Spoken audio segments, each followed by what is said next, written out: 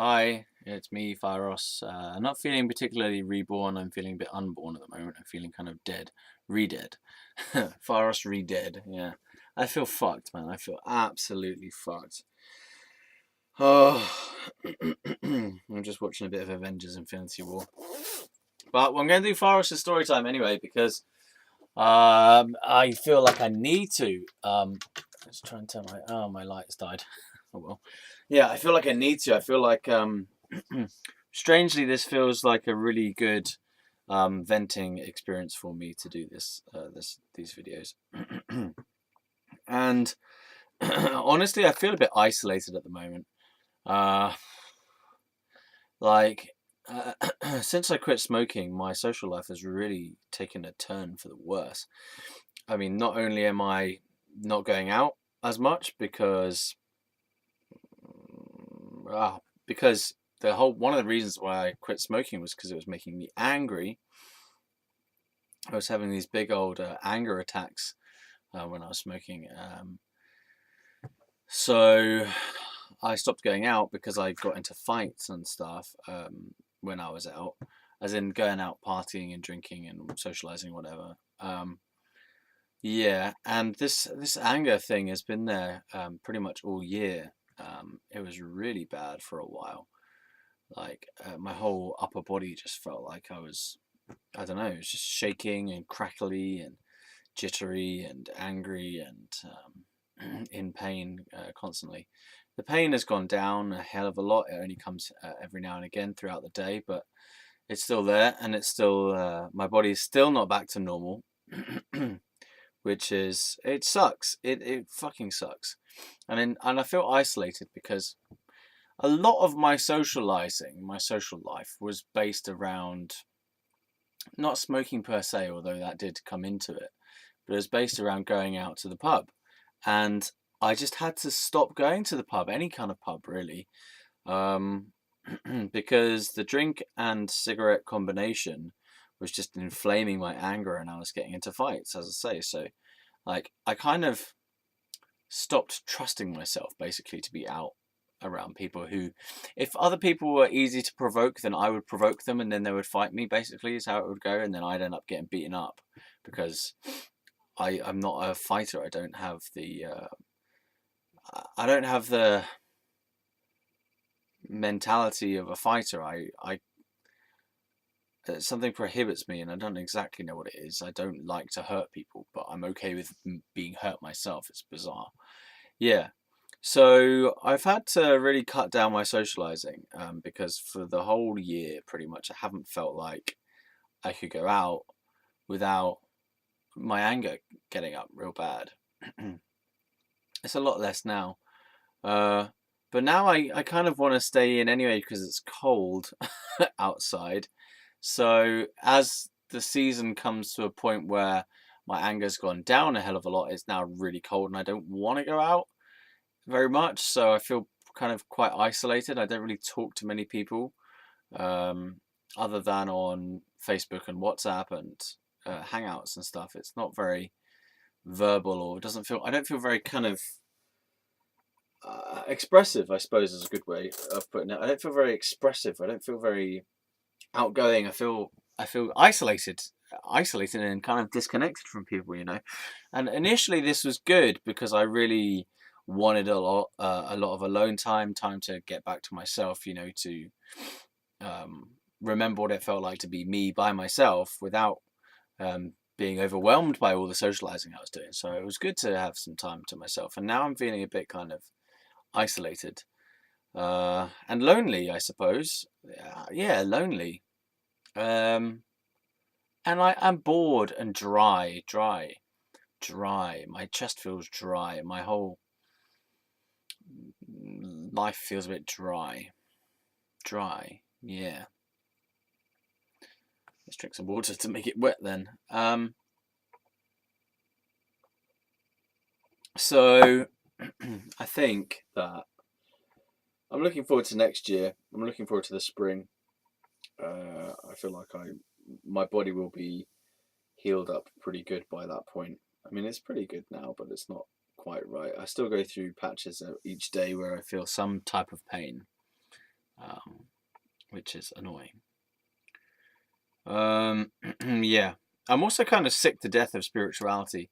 Again, I go through this about once every 2 weeks now, where I get really, really into spirituality, and I like read stuff by spiritual teachers and authors and stuff, New Age type of things and Enlightenment type of things, and whether it's Buddhism or a bit of Hinduism or some New Age guru prophet or something. And I get really into it, and I'm like all fired up about it, and then I just overkill, and I just blow my mind in a bad way to hate the fucking subject entirely and just want to numb out by watching movies and playing computer games, and to like just have nothing to do with spirituality whatsoever, and to just be like, for there to have never been a god, for there to have never been any religions, for there to have never been any philosophies, for there to have never been any such thing as a human spirit, and for it just to be a case of physical doing tasks and like watching mindless things and not trying to achieve anything and not trying to help anyone and not trying to embody any principles or embody any experiences or whatever, you know. So I'm a bit sick of it at the moment. I'm also sick of my fucking work. Like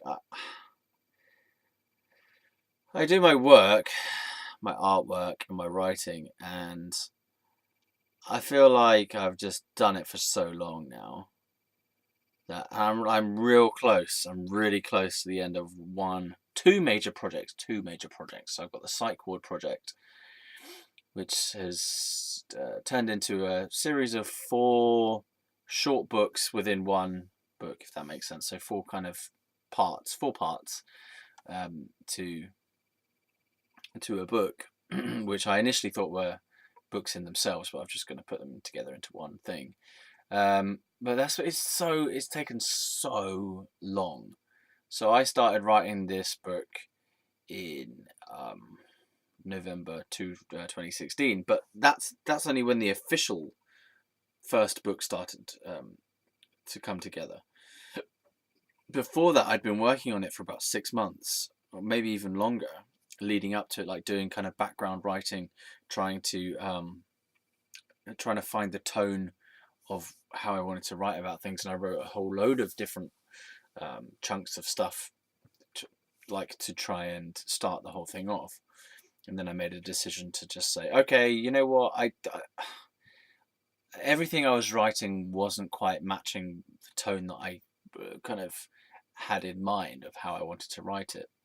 And I just thought, well, it's not going beyond a certain point, as in the tone is not shifting to what I think it is supposed to be. So I'm just going to say, okay, well, this is what I've got. Let's just write a whole load of it in this style, and just be like, well, that's what there is. That's what there is inside me. So that's what it's going to be. So I did that.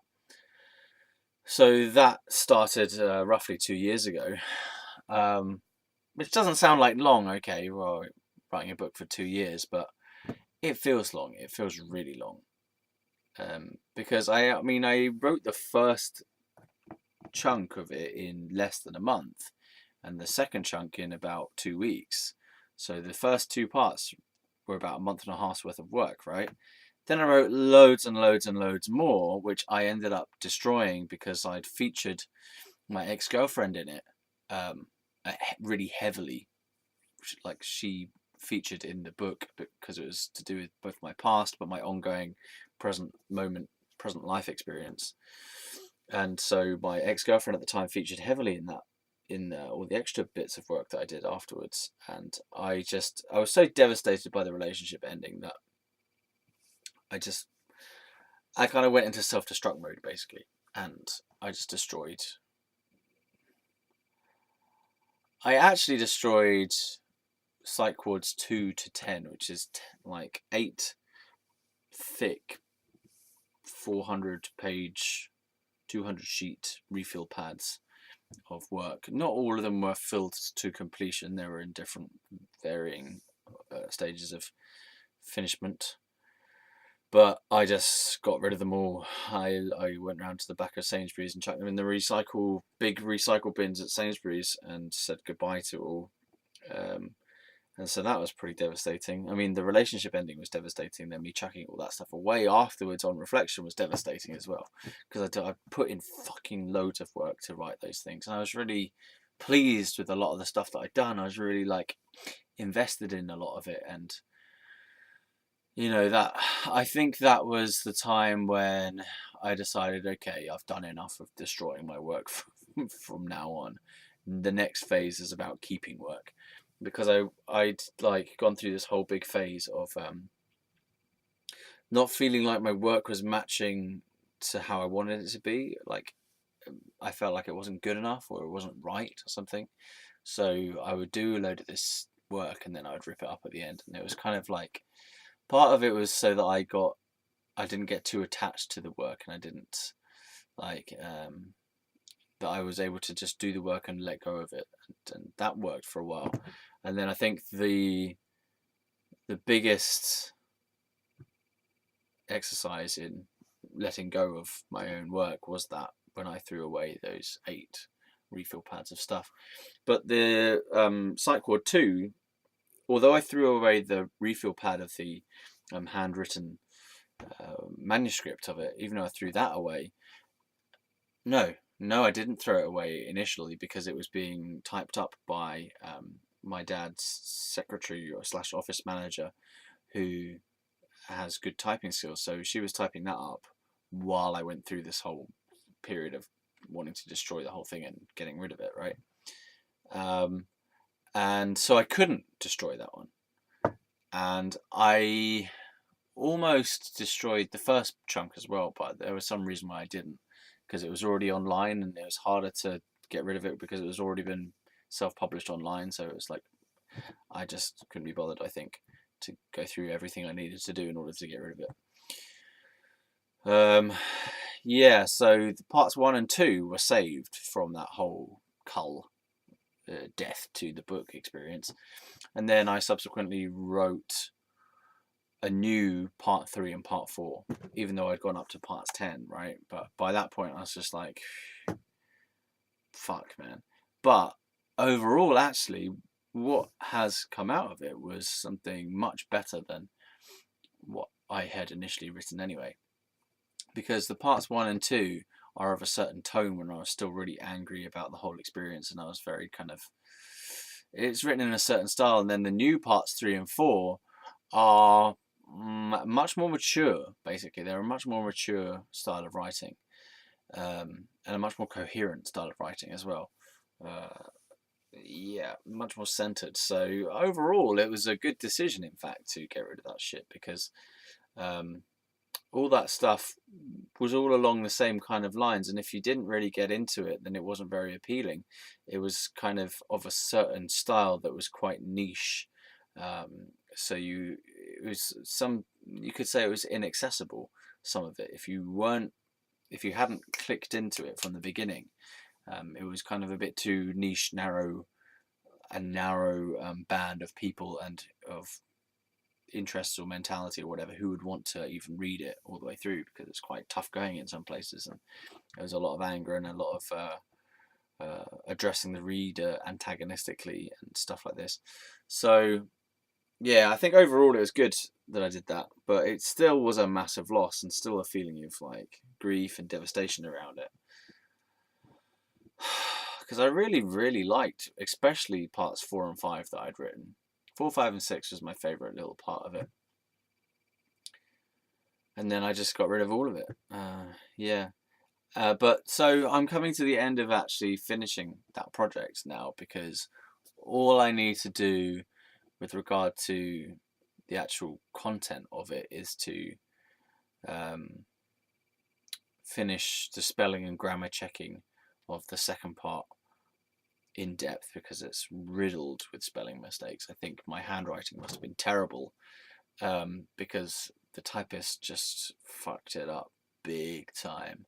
Like, I did a brief proofread of it recently, correcting some major mistakes, and then I went through it again, and the first page, I don't have it on me, it's upstairs, The first page, it's just like mistake, mistake, mistake, both spelling and grammar. Some of it was my fault because my grammar was poor in that one particularly, and sentence structure was a bit whack, and I was just sticking all these fucking ellipses, dot dot dot, and dash things everywhere, and brackets, fucking millions of brackets everywhere, because I just went mad with my punctuation. Um, yeah, and but then a lot of it's to do with the fact that I think the typist couldn't read my writing correctly, and so she's like mistyping whole words. You're like, what the hell? What this word? What is this? And then she's missed off letters and stuff, and it's like, oh fuck! And it goes throughout the whole of that second part. These like you can't read through a paragraph without going, oh fuck, there's a spelling mistake, or oh god, there's an extra bit of punctuation, like there's a full stop after an exclamation mark or something. You're like, what the hell? It sucks. It's really shit. And I read through it this week all in one go. I just did a blitz of that whole of I actually blitzed the whole 1, 2, 3, 4 of the book to get a sense of it as a whole. But number 2 is so hard because it's just so many spelling mistakes, and you, as I said, you couldn't go a couple of sentences even without going, oh, a spelling mistake. And every time a spelling mistake would come up, it would make me really angry. So I'd be like, you know, my flames start firing out of my ears, and lasers start shooting out of my eyes. And then I'd read a bit more and go, oh, new spelling mistake. When I just fucking rip the thing up and smack the person over the head with it, probably. Yeah, but so I'm coming towards the end of that, and I think I'm probably feeling a kind of grief around it, or a fatigue around it, because it's been 2 years in the making, and it's been, I was going to say it's been a labor of love. I don't think that's the right word. It's been a labor of trauma. It's been a labor of dedication, certainly, and commitment. But I don't think I ever envisaged it being this hard. It's been so fucking hard. Because not only is the subject matter personal, and you know, I'm kind of putting my heart on my line, heart on the line there, and I'm expressing myself about my difficult past, and trying to make light of it as well, and then also trying to go to deeper places and talk about a bit of spirituality type of stuff as well. It's been a real difficult journey. But I can actually say that I've come out of it as a better person in a way. I'm kind of healed, maybe not fully, but the process of writing the damn thing has taken me from one place in my sense of self and brought me to a new place in my sense of self. It's, I feel like I've been deepened by doing it, and yeah, deepened is a good way of saying it. I feel like I more live inside my own body, whereas before I felt like I kind of lived mainly up in my head. And so quitting smoking also helped that, because I don't know, it made my body go into loads of pain, so I had to be feeling in my body, like I couldn't escape my body because my body was in fucking pain all the time. But overall, what that's done is it's actually ignited my body. My body feels like overall, and not completely finished yet, but my body feels like it's more peaceful, and more sensitive. Like I can feel. Before I felt a little bit numb in my body. Like I was either numb or I was really over touch sensitive. It was really strange. It was like I couldn't feel things in various places on my body, especially my chest, for example. It was very numb feeling. But now I have sensation in like the whole of my body, which is nice. So I feel more alive. I don't feel great in my health, but I feel alive. Yeah. Which has been a whole thing in itself. Like, and occasionally I feel like I'm radiating light beams out of me as well, which I feel like that's happening from my hands at the moment. Yeah, but it's been like 2 years, and it's fucking beating me down. Like, I thought I was burned out just after I started it, like after I finished the first 3 parts that I did originally. But now I'm feeling like majorly burnt out, really burnt out. And the second project is this art project, which I've had going since the beginning of the year, which is to complete a whole sketchbook's worth of full page A4 pages with all no white in it, so it's just all colour, no gaps, basically no gaps, fully filled in pages of artwork. And I've got about, don't know, between 7 and 10 pages left, and that's some real good going. And I've done other pieces that weren't part of that project in between as well. So I've been working pretty damn hard this year, really damn hard, in meaningful directions. You know, these are things that I can sell. So, and I've started developing these t-shirts as well. You know, the flame t-shirts, the blue one and the yellow on white, and trying to think about that as a potential product. Been carrying on with my videos in the background, you know. What else? Oh, so when I finished Psych Ward 4, I started writing another few different other projects as well. So I've got like this book called The Orange Book. I've got this book called Shadow. I've got this book called Eggs, which is my most recent project. And honestly, I'm fucking sick of the whole thing. Just sick of it. And I carried on. I've been doing music. I've written quite a few songs this year as well. And they're up on my YouTube page, YouTube site, whatever. And I've got Cocoscope coming along. So it's been a year of really hard work. It's been a different year compared to the previous years, because the previous years, although I was working hard, I didn't really have like something I was contributing to. Like, I was working hard on process. Like, it was kind of, I was doing work to refine my style and to refine my sense of self, if that makes sense, and how I present and how I work. So on my videos, I was doing this kind of, it was more like a development of understanding how am I on camera, like who am I on camera, how am I going to be myself on camera, and figuring out what was true to me on camera and what was false to me on camera.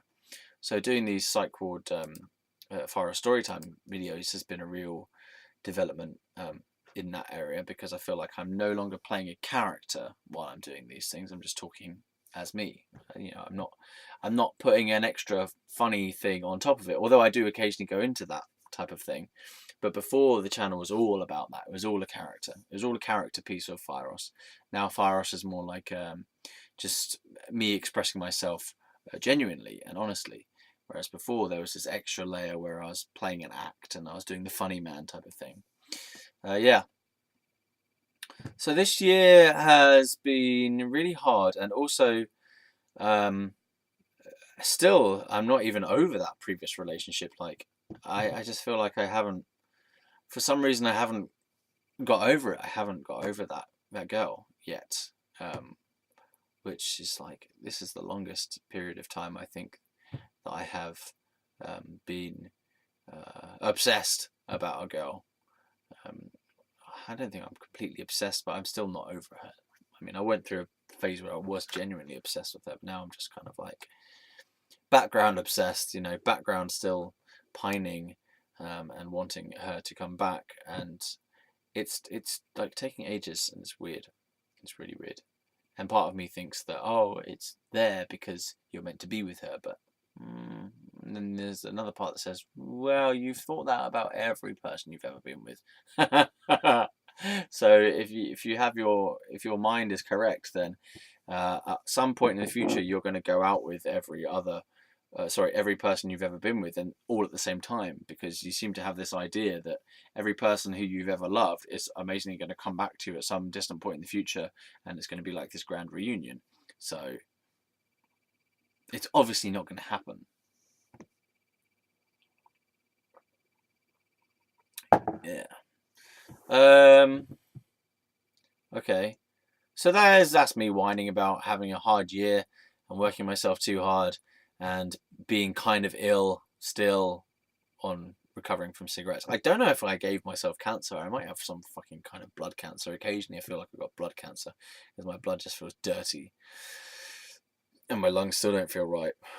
And sometimes my body is like in pain still randomly, and I'm like, what is this?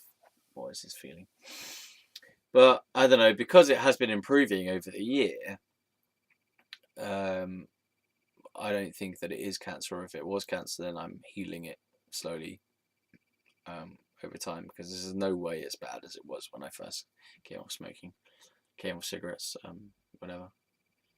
So yeah, I'm burnt out as fuck, and I also have a hard time in not working. I have a hard time in not working. Yeah, I just have to work. I have to work. After a certain point, I go crazy if I don't work. I go nuts if I don't do anything. And it would be good if I had a holiday, actually. But I don't really have the money to pay for a holiday, and I find it difficult to save as well. Still, I find it really difficult to actually put money aside. So yeah, I'm all a bit in a twizzle, really. You know, I feel isolated, but I still don't feel like I really want to go out and spend that much time socializing because my anger is still too strong. Every day I actually think of going to get some more counseling, but I also don't feel like something's not clicked over in me there to say, yes, this is the right time to have more counseling either. So it's really weird. I'm like, my social life is not in any state of direction. Like, I'm not. I don't know. I don't know what I'm about in the social area. My relationship life is not easy to understand either. So I suppose it's good that my working life is starting to improve in a way, but then I'm burnt out from it as well. So I'm feeling like I'm just going to take a long weekend to rest and to not think about work, because I've been writing so much and drawing so much that I'm starting to hate it again. And when I start to hate it, that's bad. Because it's bad. It's just not a nice feeling to hate what you do. Yeah, so I want to watch some movies, I want to play some computer games, maybe go out for a run a few times, or just once even will do. I'm going to go to watch the new Fantastic Beasts film, Crimes of Grindelwald, with a couple of mates on Saturday, so that'll be good. Yeah. Okay, so that's my introduction for how I feel at the moment today, and that's like half an hour. So now let's try and do a bit of Fieros story time from the past, because good, we need to do it, and we need to try and get through this stuff still. Because if I can get this fucking video series done, then I can rest from this as well. So this is another project that once this is done, I'm going to breathe a bigger sigh of relief than that small one I just did there. And I'll be like, okay, I've done that now. I've done that fucking thing. I've done it to death. There's nothing more we can do about it. It's done. Okay, I can watch it back if I want and whatever, but it's done. So let's carry on. Mr. B. We need to talk to Mr. B. Let's bring him here. Mr. B, would you like to come here? Come to the video so that we can talk shit to you and tell you off and tell you how you're a fucking cunt, basically. Yeah. Well, he's not showed up, but can we still talk to him? What would I say if he was here? I'd say, why didn't you accept my apology? I apologized to him a number of years ago to say, look, I'm sorry how I treated you, but I turned out to have psychosis or something, and so I wasn't fully responsible for my actions. So I should probably explain how I treated him. I mean, it was just more about the ending of the relationship. The ending was pretty difficult for him because I started to behave in a way that he couldn't really understand. I mean, I wasn't doing anything aggressive or violent or anything like that. I just was not communicating with him in a way that he could understand. Basically, I went silent. I went silent. and he could handle it for a bit. But I just couldn't play this role that he was playing, and he couldn't understand it. So yeah. So let's try and talk about this ending of the relationship. Maybe I've said it all already. Who knows? All right, okay. Well, maybe I have said enough about him. Let's try and summarize then again, because yesterday when I tried to summarize it, it just turned into a massive long thing about being at secondary school.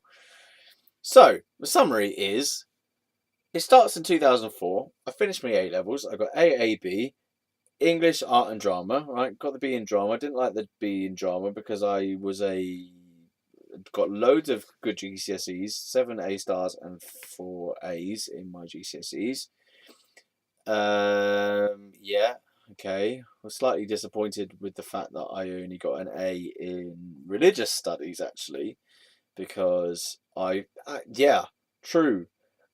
I wasn't very good at it, but I really actually applied myself to that subject, and I really tried my best to get the hang of that damn subject, and I've still got an A. And that sounds like I'm being such a fucking elitist, but that was just my mentality. I was a high flying student.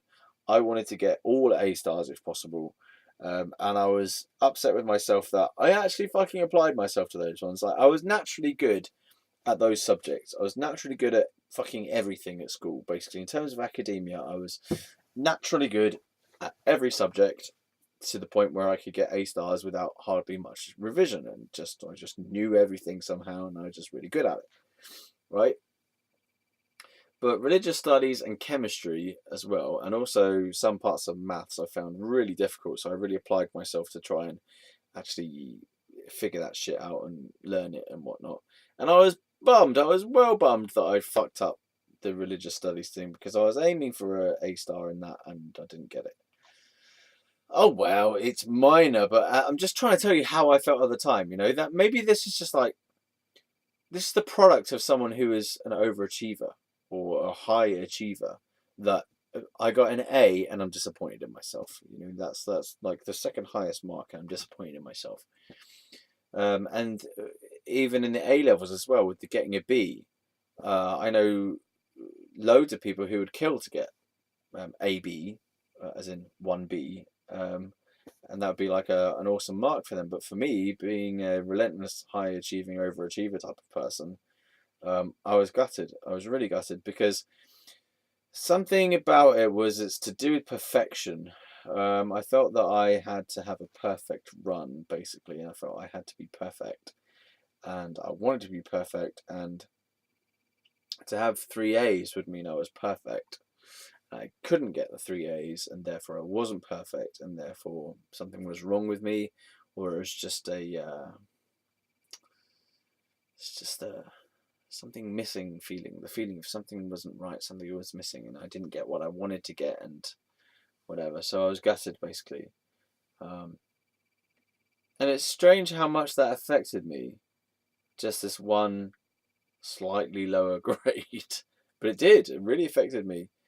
Um, the fact that I'm talking about it now, it obviously affected me. I was obviously um, affected, but I don't remember feeling much emotion about it. I don't remember feeling like, I just said that I was gutted about it, but I don't remember feeling that emotionally. I remember feeling it as a sort of psychological pain in the head, like mm, suffering in my head. But it wasn't like I was crying about it or whatever. But it was just a feeling of kind of angst in my head and thinking I was less than because of it. Yeah, thinking I was worse, thinking I was bad because of it. I kind of had a low self-esteem issue about it, and also a feeling of self-loathing or self-hatred. Like so I can't believe I fucked it up, and self-reproach, which is a term I've learned recently. When you reproach yourself, and you tell yourself off, beat yourself up about it. Yeah, so I beat myself up about that. And I was just unhappy with myself for that because I felt like I could have done better, and I felt like I should have done better, but I fucked it up, and I suppose I wasn't very forgiving on myself for making mistakes, what I would perceive as mistakes, and I perceived getting a B to be because I made mistakes, because I fucked up that thing in the in the drama room when we were doing when I was doing the speech and I forgot the lines. That really messed with me. As in, like, that was a real. It was a moment that stayed with me. Not in like it didn't haunt me or anything, but I can tell that it affected me because I'm still talking about it now as it being an impactful thing. I don't recall it being that impactful at the time, but it must have been impactful because it put some kind of it made it harder for me to learn lines in the future. Actually, I felt like I had a deficiency in learning lines because of that moment. So yeah, exams, drama exam. Right. So I got my A, disappointed in the B, fine. The term had finished at Legoland. I needed a new job. I had this band. I had a car to run. I had a band to pay for rehearsals at the studio in West Drayton called Ram Studios. And there was this guy called Grant who used to run it, who was like a band mentoring. He was a good guy. He was a decent guy. He was very helpful, supportive and encouraging, and kind of wise. He was wise as well in the ways of bands because he'd been in loads of bands before, and managed a couple, I think, as well. Yeah, so he was a decent guy. He would give you honest feedback as well, which I wasn't always happy about because he said that I sounded like David Bowie at one point, which could be a compliment for some people, but at the time I was like, David Bowie can't really sing. He kind of just sings a bit, and he's a bit thin in his voice. And I didn't see that David Bowie was a powerful singer for his tonality and for his strength of voice. He's kind of like one of these Mick Jagger, David Bowie, Lou Reed, Jimi Hendrix. They're not really singers. They're more songwriters, composers, right? Or even producers. But he didn't have a powerful voice to my mind, so I was kind of upset with being referred to as David Bowie, having a voice like David Bowie, Bowie. Yeah. So that was like, that gave me a low self-esteem about my voice, which has affected me on the singing. So I had a subtle complex about my voice being shit from then on. Great. Welcome to how I got my complexes in life. What else?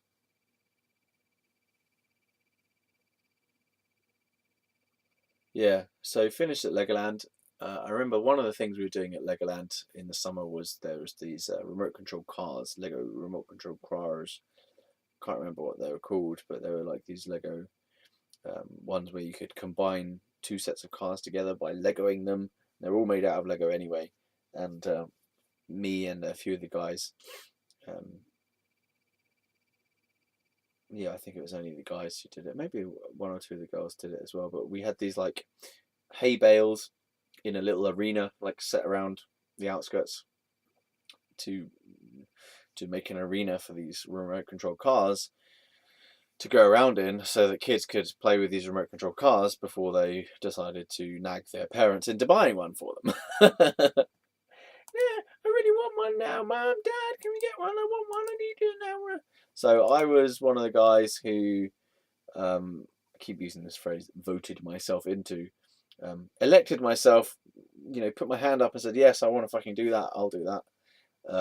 So I was like the one of the remote control car dudes who, so our jobs were to keep the batteries charged and to put them back together if they smashed apart or whatever, to put them in interesting combinations, because I think you can kind of just link as many as you wanted together, because it was just a matter of sticking the two bodies with this extra joining piece, a couple of joining pieces, and making a whole chain of them, whatever, and to pick them up if they flip over, to disentangle them, stuff like that, and to make sure that people had an equal amount of time playing with the remote control cars. So that was pretty cool. That was probably the best part of that particular job.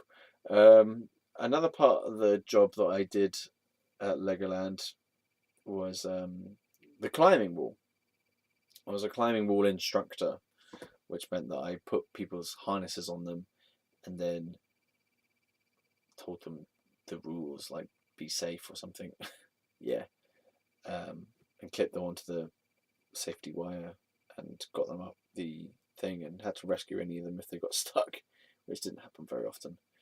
But that was a fun part of the job because I wouldn't mind going on there. I just although putting like helping people put their damn harnesses on is quite annoying. I have to say the same things over and over again because you like just have to explain how to put your harnesses on. And then I had to, it was like part of the thing that you had to check to see if they're all safe and tight or whatever. And I didn't really like that because I had to actually like physically pull on these tugs, these parts of the harness, and I felt like that because you're actually having to kind of almost touch these people's legs, which I just wasn't a fan of that whole thing because it felt a bit kind of gross. But it was part of what I had to do to just pull these things.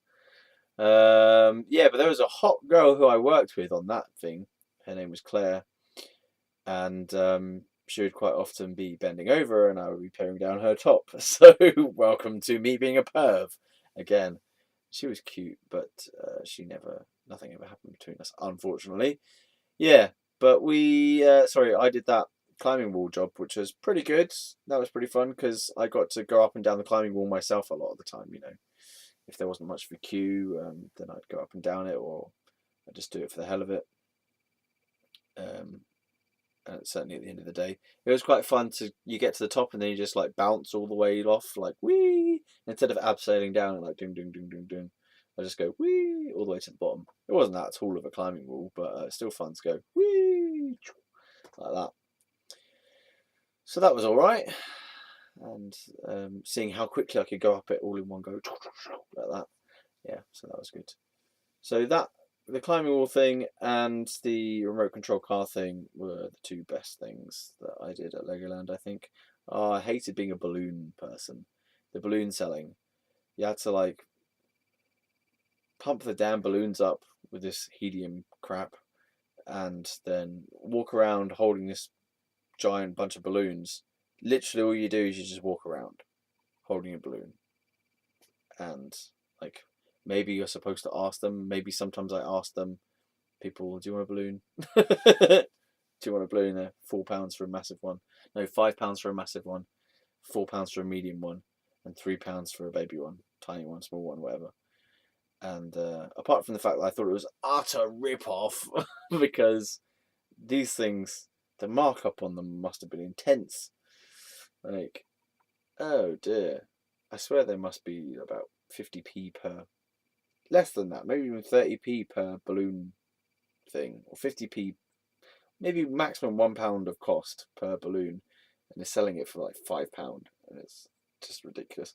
The whole of Legoland is a fucking rip-off. Once you're in the park, everything is just way expensive.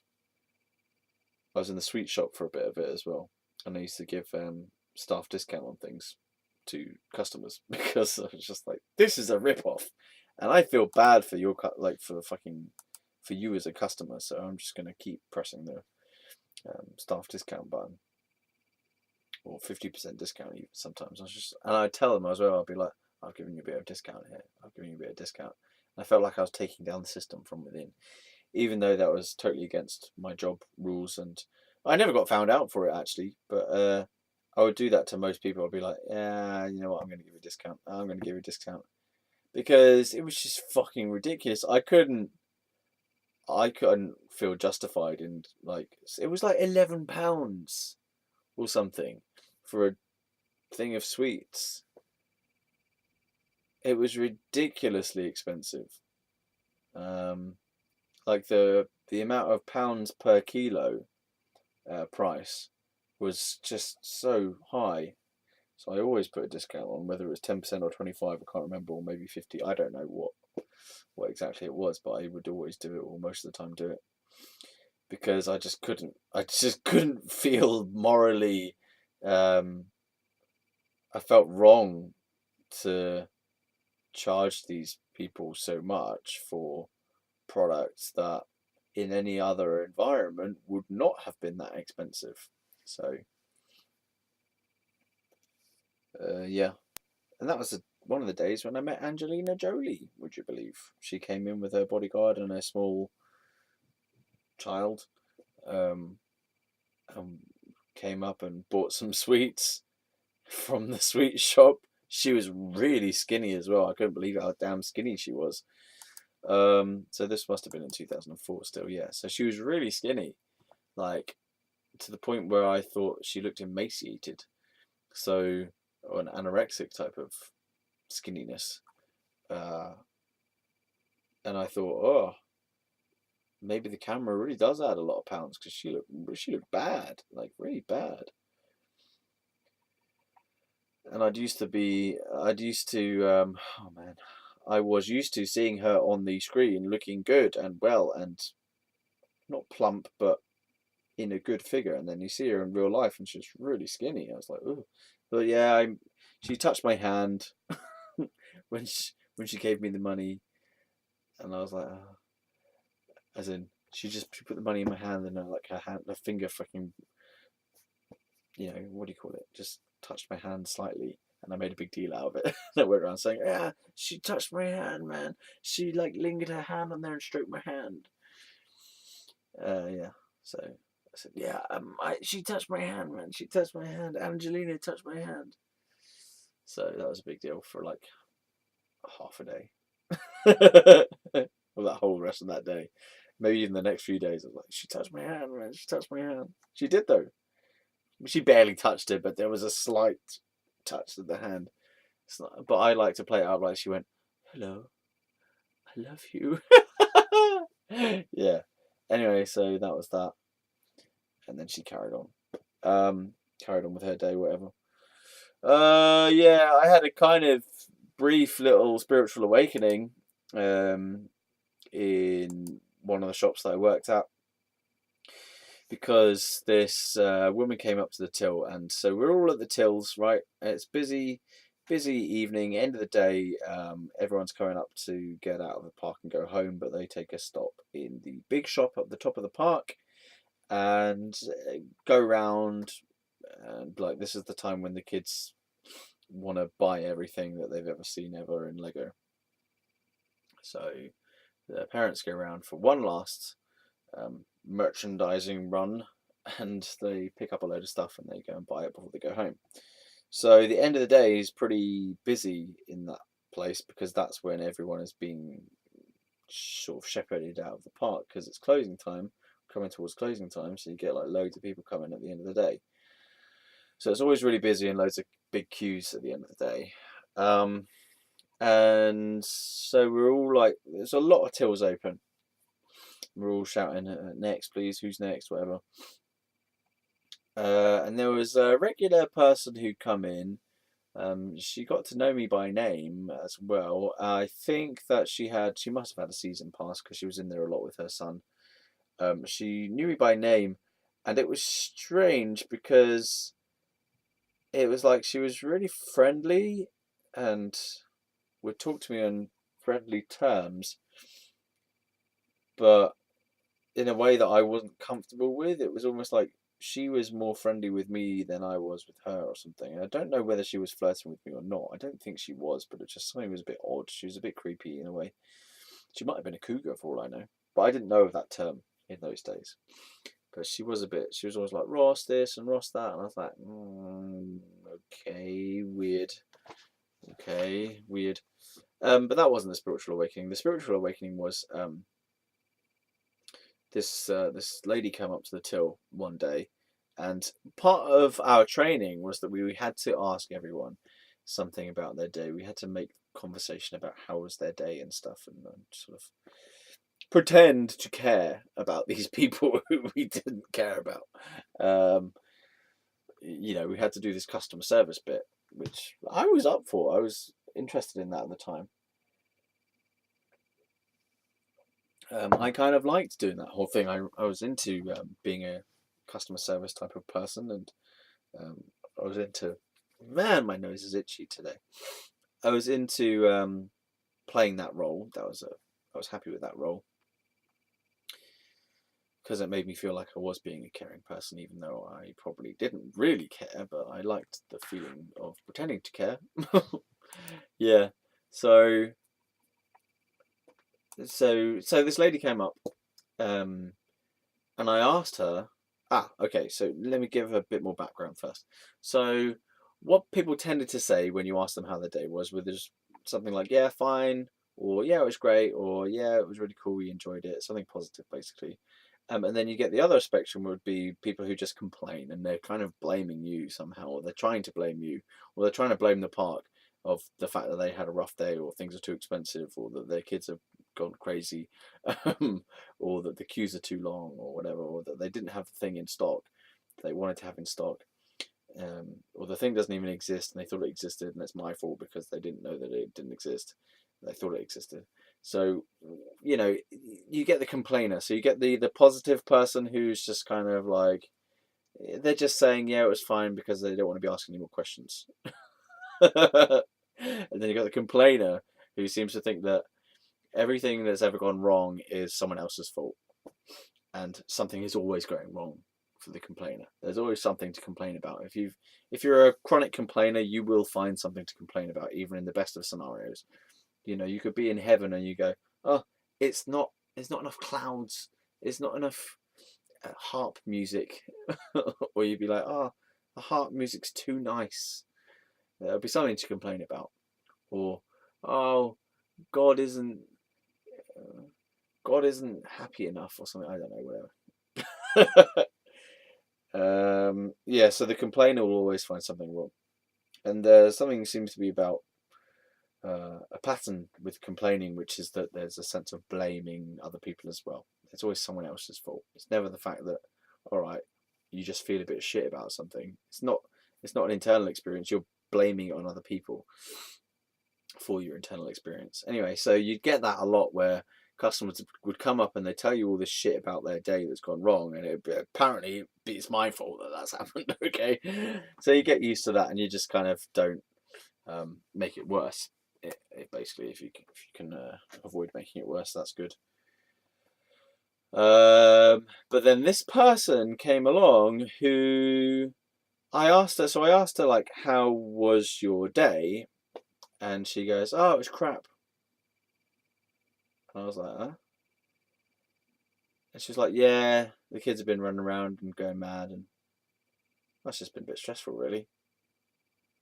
I was like, because normally they would be blaming me about that, and they'd be trying to make it like my fault, or like the park's fault or something. But she wasn't blaming anyone, and she wasn't making a big fuss. She was just saying, oh, it's been crap, it's been hard, it's been stressful. And it's almost like you expect there to be more, that it's someone's fault, or it's because this went wrong, or because the park's too expensive or something. And she was just very, very honest, basically. She was very honest and very clear, and she wasn't implying that I was a bad person for it, or that the world was wrong because of it. She just said it was crap. It was a stressful day. The kids enjoyed it a lot, but I found it really hard. And that was like, whoa, what? You've been honest with me? I mean, the whole, me asking the question is, I'm not asking it out of my genuineness. I'm asking it because I've been told to ask it by the fucking training. I have to ask that question because it's part of my role as being a customer service assistant, retail assistant, whatever, to say this question, right? So I don't care, really. But because I've already asked a million people who've come through, they all say the same damn things. I swear one person complained about the post office while I was like, the post office in a completely different store, as in not a Legoland post office, the post office somewhere else. That's when you've got a mad person in front of you who's complaining about the post office in Legoland. And she's like, oh, this is just as bad as the post office, and blah, blah, blah. And oh, the shop's outside of here, and you're like, well, there's absolutely no way I have anything to do with that. There's nothing I can do about it at all. Um, the other ones you would get was people complaining about like other shops or rides and stuff. And you're like, well, what can I do about that? You know, that's completely irrelevant to me right now and to anything that I have any responsibility over, like virtually at all. Oh, let me just bring that shop here and let me just let me just give them to you and you can have a go at them instead of having a go at me. Uh, so yeah, but so this person came along and she really stands out in my mind and did stand out in my mind because she was just genuine, honest. She just reported from the truth of herself and her experience, not to make anything more or less of it. So not to make it sound majorly worse than it was, and not making it sound any better than it was. She just told me exactly how her day had been, truthfully, without making me wrong, without making anyone else wrong, and without kind of overstating anything. And it was bizarre because I'd never come across that before. I'd always come across people who would be overplaying the positives, like, yeah, it was great, it was wonderful, it was amazing. We're a bit tired. Um, or the opposite, which be underplaying or downplaying or making things sound horrible and bad and worse and terrible, whatever. So this person who just came along and who was just very, very genuine, who stated she'd had a stressful day, the kids had enjoyed it, it had been crap from her perspective, but that she wasn't blaming anyone for that. It's just that's just how it was. It's just her feeling of it was a real eye opener, and that might sound strange, but it's because it contrasted so strongly with what everyone else had been saying. She stood out because everyone else had been saying the same thing as everyone else. So, fine, thanks, great, yeah, can't wait to go home. And you'd get the same stock answers coming from people who are just responding habitually. I mean, I'm asking the question habitually as well. It's just the same question to every person. So I ask the same question, I get like the same 1 out of 10 potential answers over and over and over again. And then I say, would you like a bag with that? Bye bye now. And then they fuck off. But this person was there, and it's like we had a genuine interaction beyond the whole I'm a sales assistant and you're a customer. We had a genuine interaction, and I was like, oh God, I'm sorry about that. What happened or what went wrong? And she was just really genuine. So I call that a spiritual awakening because it was an awakening beyond roles. It was moving beyond roles in a very much role-based scenario where normally the interaction you'd be having with these human beings was not really about you as a person and them as a person. It was about you as a customer service assistant and them as a customer. So you were playing roles. They were a customer role, you were in a customer service role. So you never really actually exchange any truthful information. It was all like a kind of role-based information that was going on, role-based interaction, yeah. And then so I had this interaction with this person that wasn't role-based, and I was like, whoa, this is weird, but kind of cool as well. Like, oh my God, she really stuck out.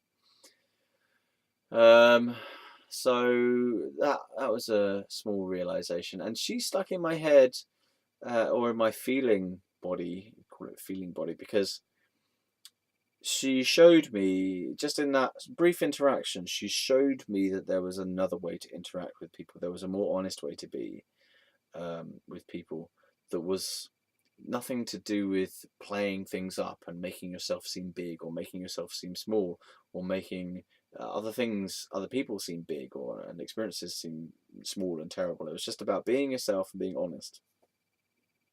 So there's this tiny little window of kind of truth shone into my life briefly and then went away. But I remembered that, and I think that that had something to do with me later becoming more interested in finding myself and becoming more truthful about myself and being honest with how I feel. Yeah. So that was good. Thanks for her. Thanks for that lady.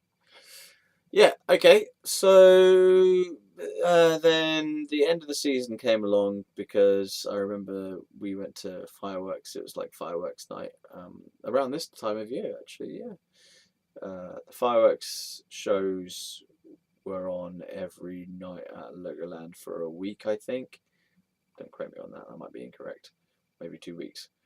So they had a firework display every night for a while. I feel like I'm totally making that up. It's probably just one night or one weekend.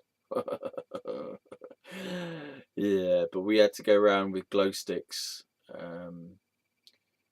and stuff, selling glow sticks. That was quite fun, actually, now that I think of it.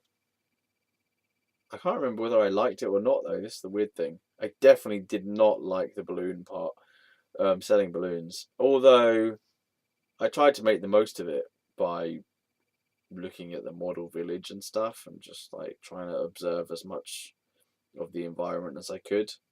But it was pretty fucking boring and I didn't get to talk to anyone. I felt kind of lonely and isolated and hardly any people wanted the damn balloons. So I'm just walking around carrying this, not carrying it, but holding a fucking bunch of helium balloons. And I was starting to wonder, like, how many would I need to actually be able to fly away? And the thing is, if you jump while you're holding it, it does kind of lift you up a little bit. So that was fun. And I had this massive bag of coins. And I was thinking, I wish I could steal all these coins, but but I didn't. Oh, yeah. So that's Legoland for you. Oh, and I also did this ride photography thing on the. Oh no, maybe that was another occasion. No, I did it there as well. Oh, so these driving license things for the car, the kiddies Lego car ride. You take a photograph of the kids so that they can get a driving license thing, and you have to kind of go swap from station to station. So you're either like on the till printing these things out, or you're on one of the photo booth type of things. So I was on the photo booth thing for a while, and I always used to try and make it fun, like say purple dinosaur, or say bananas, or everyone line up over there and say happy smiley bums or poos or something. I don't know. I used to make up some stupid thing each time, and I tried to make it different each time to just keep it interesting for myself. But then again, with all these kind of things that start off trying to be creative and enthusiastic, you get burnt out and you just go over there, stand there. Like the enthusiasm for it wanes, so you get like start at the beginning of the day on this new thing, and you're like, yeah, everybody line up over there. We're gonna take your picture now. Everyone stand on the thing, and we're gonna take the photograph, and you can get a driving license at the end of it. Yay! Okay, everybody say cheese and tomato soup, and they go. Because half of them don't know what the hell's going on. They're like, so they get photos of them going, whatever, sticking their finger up their nose, and all like with their faces off this, off to the side, right. And by the end of the day, all the enthusiasm for like getting them to do the thing, it was completely waned, and I'm just like, over there, boop, bye. Yeah, fuck it. Oh man. Okay, so that was that. Yeah, fireworks night then, and then so the season ended, right? And then I was still in my band, had a car to run, had some savings because I got the tax rebate from Legoland come through. It was like 800 quid or a grand maybe. 800 quid to a grand tax rebate thing, which was awesome. And I had a bit of savings anyway, I think.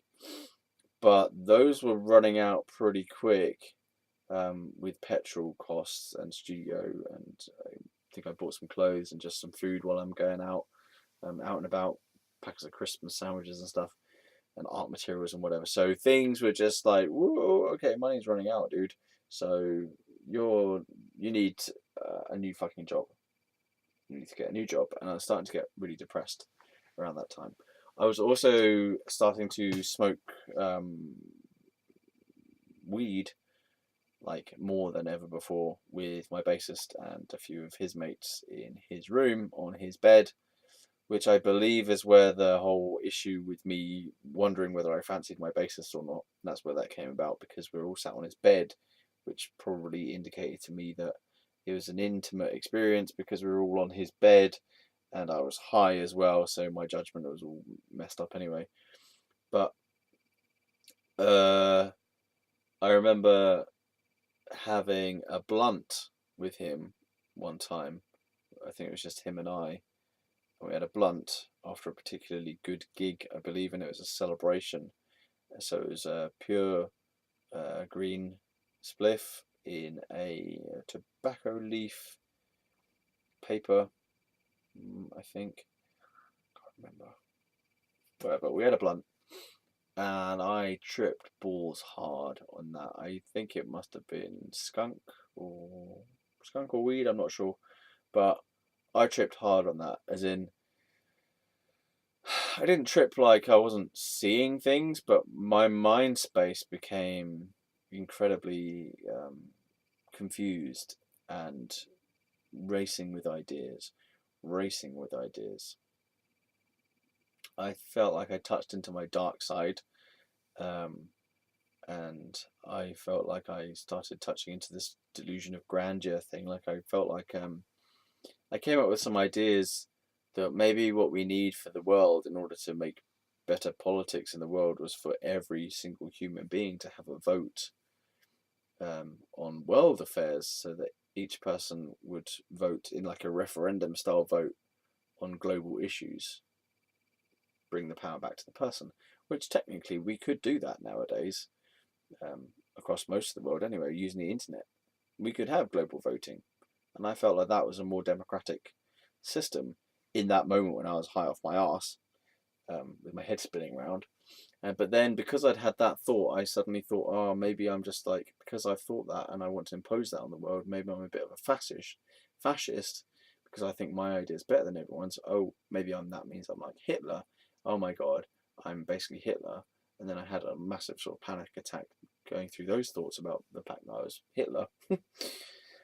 So that was difficult. And then I came up with this idea as well that life is all about communication, and that when a farmer digs in the field, he's communicating with the earth, and when we're like touching a table, we're communicating with the table, and the table's communicating with us. So I was tripping balls, basically. I was tripping balls. But it got to the point where, like, I couldn't stop it. I couldn't stop the thoughts that I was having. There were so many of them. It was so overwhelming. I really fucking scared myself. It was just, it was way too much, and the feeling of it was way too intense. And I felt really trapped inside my own headspace and inside my own body. And I just lay there on this camper bed in my bassist's bedroom, wanting it to end and feeling like it was a horrible experience. And I was just praying kind of to go to sleep, and I did eventually go to sleep. But that was not a nice experience at all. It really fucked my brain, that experience. It was a bad, way too strong experience of smoking weed. Way too strong. I got so fucking high so quickly, and it was just overwhelming. Really overwhelmed me. It scared me as well. So that whole paranoia thing, yeah, it was like that. It was like that. I got really paranoid. It really fucked with my brain, that one. That particular experience. Okay. Right. And then, over the weeks, my bassist persuaded me to go into the Outback to apply for a job there, which I then got the job, which then I met Mr. B, and Mr. B started trying to chase me. I cut my hair. That made me more attractive to him, apparently. So he started pursuing me romantically. I was, I don't know, I think I was kind of clueless to begin with, and resistant. And then I was curious, and then we had our sex thing. And then there's a bit of a kind of blackout as to, like, I don't feel like I made a decision. I just feel like things continued, basically. And then I got into the relationship with him, and moved into his house. Then we moved into our own little house thing together.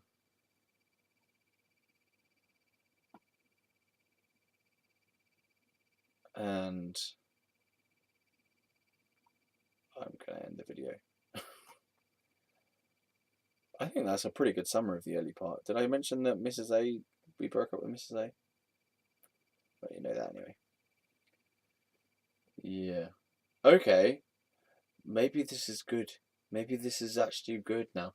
Maybe this is working. Maybe this is like, yeah. Maybe we're making progress. Making progress. Because these are like new little parts that I haven't told you about. Yeah. Okay, bye.